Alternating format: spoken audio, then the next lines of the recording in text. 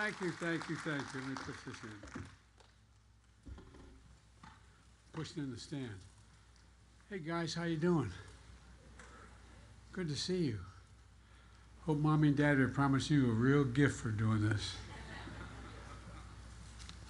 Folks, I want to say, Master Sergeant, I want to thank you for your service and for introduction of me. I appreciate it very much. And congratulations on your promotion. I know your whole family is so proud. You know, when my son, Bo, was promoted to major in Iraq, I happened to be there shortly afterwards, and I said, now you're a feel-great officer. He said, I have no illusions, Dad, who runs the Army. Those folks with stripes on their shoulders. And you do. Well, thank you. Look, I want to thank Senator Maggie Hassan, Senator Jeannie Shaheen, and Congresswoman Annie Custer for their work on behalf of veterans. And former Governor John Lynch is here with his wife, Dr. Susan, who their friendship for years has meant a great deal to me and to my family. And Secretary McDonough, thank you for your leadership, because it really matters. To all the veterans and families that are here today, I want to say thank you. We could never fully thank you for all the sacrifices you've made. Only 1% of the American population is risk everything to defend our other 99% of us. 1%, that's it. We owe you. We owe you big. I've long said, and initially got in trouble for saying it, that about 30 years ago, that America has a lot of obligations, but only one truly sacred obligation. Sacred obligation. And that's to prepare those we send into harm's way and to care for them and their families when they come home, and if they don't come home, care for their families. Nearly 2 years ago, we took a giant step toward fulfilling that obligation when I fought for and signed the PACT Act. It was one of the most significant laws ever. It surprised me anybody voted against it, but a bunch did. We set up to help millions of veterans who were exposed to toxic substances during their services. And today, I'm proud to announce the VA just granted its 1 millionth PACT Act claim. 1 million.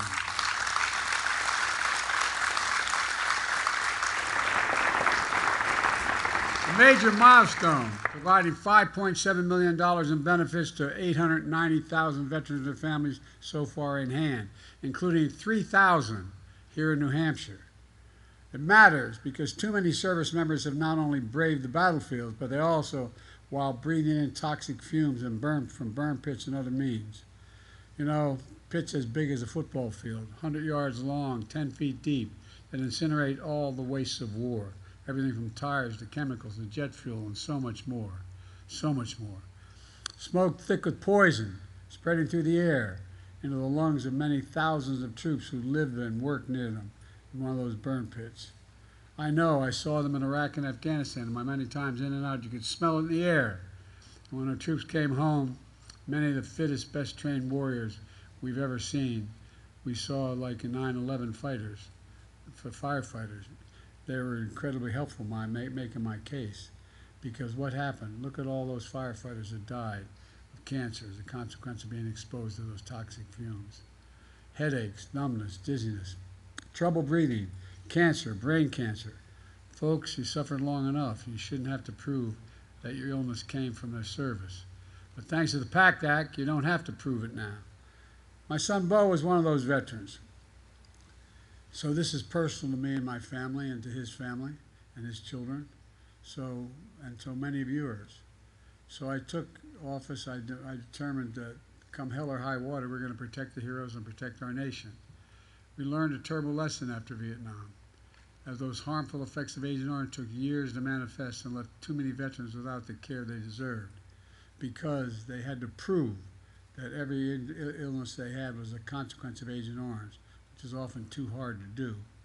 That's why I co-sponsored Agent Orange Act as a senator way back in 1991 to support veterans exposed to toxic substances in Vietnam. That's why I pushed to pass the PACT Act, so today's veterans don't suffer the same painful, frustrating delays and denials. That's why we continue to work around the clock to get veterans benefits they deserve and get them now. Many of you and your family members and advocates fought for years to make this happen. Folks literally slept on the Capitol steps the week we were fighting this out in the Senate to get it done. They literally slept on the steps. After 41 Republican senators, a vast majority of that caucus voted against the bill, against expanding health care for disabled veterans, New Hampshire's congressional leaders worked hard to push it through, and the senators and congressmen stepped up. Since then, we've launched the biggest outreach campaign in VA history to make sure veterans in every state, territory, and area know what the law does. First, it expands eligibility for VA health care. Today, toxic-exposed veterans who served during any conflict, not just the war in Iraq and Afghanistan, can enroll. Over 145,000 veterans are now getting care as a result of that one change. The law also provides regular toxic exposure screenings to catch problems early when they can be dealt with. It expands access to disability benefits, including monthly payments for folks who have fallen sick. We've made those benefits effective immediately. Immediately. The law is, look, the bottom line is people not being sure we'd get it done without a lot of complication. The law invests in new facilities, new research, more healthcare workers at VA hospitals.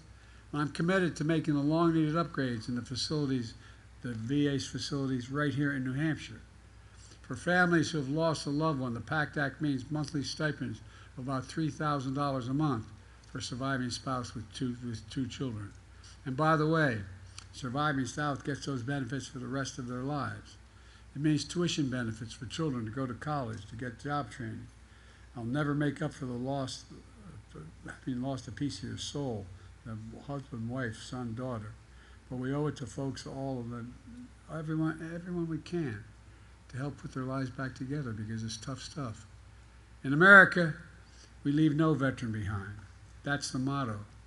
On my way here today, I met with veterans named Lisa Clark over at the VFW. She served in the Air Force, where she met her husband, a combat engineer who served in Vietnam. They were together 42 years.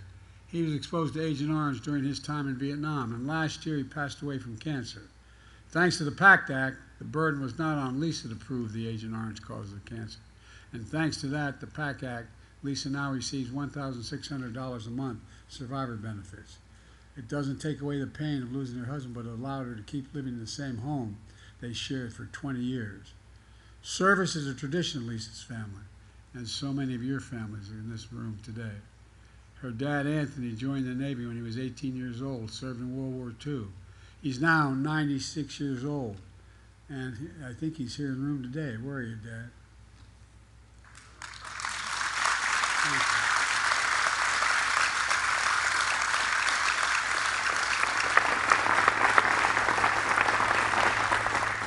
Like my deceased father-in-law, as we say in the Catholic Church, no purgatory for this guy, 5 daughters. Straight to heaven.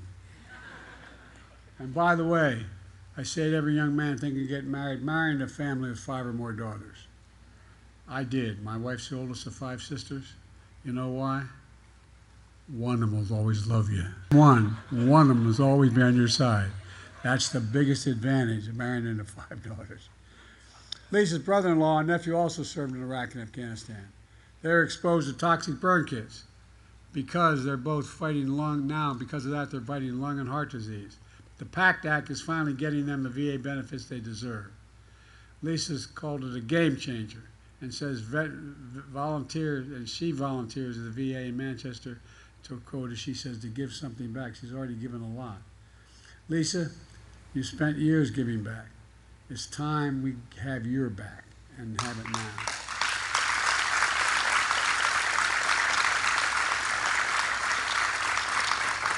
And by the way, that's literally what the PACT Act does. I'm asking everyone to help spread the word. Go to va.gov/PACT, P-A-C-T, and apply for VA health care. Get screened for toxic exposure and file a claim. Or go to your VA or Veterans Organization for help. They have staff from the VA here today to help sign you up if you need that help. Folks, in the last year, the VA delivered more benefits and processed more overall claims than ever in the entire history of the VA. And since I took office, we've passed over 30 bipartisan laws supporting veterans and their families, caregivers, and survivors. We've increased resources to end veteran homelessness, hired and trained hundreds of additional mental health providers, specifically to help veterans end the silent scourge of veteran suicide. And while recruiting veterans to help other veterans to understand what's going on and what they're going through, asking for help is a sign of strength in reaching out to your fellow vets to save lives. It's not a weakness. We're also working to protect veterans from scammers who target their benefits. No one should be defrauded in a nation they defended. You know, and through my wife Jill's work in joining forces, we've taken the most comprehensive action in history to expand economic opportunity for military spouses, veteran spouses, caregivers, and survivors. That means jobs, trainings, child care, elder care, and more. Today's veterans' unemployment rate is near a record low of 3.2% as a consequence of all of this. We have a lot more to do, but our plan is working. Let me close with this. After I signed the PACT Act into law, I handed the pen that I signed it with, as a tradition, the person most responsible for the legislation, to a widow and a daughter of a late Sergeant First Class Heath Robertson. They fought for years to see it pass, and finally the family that suffered the greatest loss turned its pain and purpose to help others. That's courage, that's character, that's America. We came together to keep our promises. Veterans, you are the solid steel spine of our nation, and that's not hyperbole.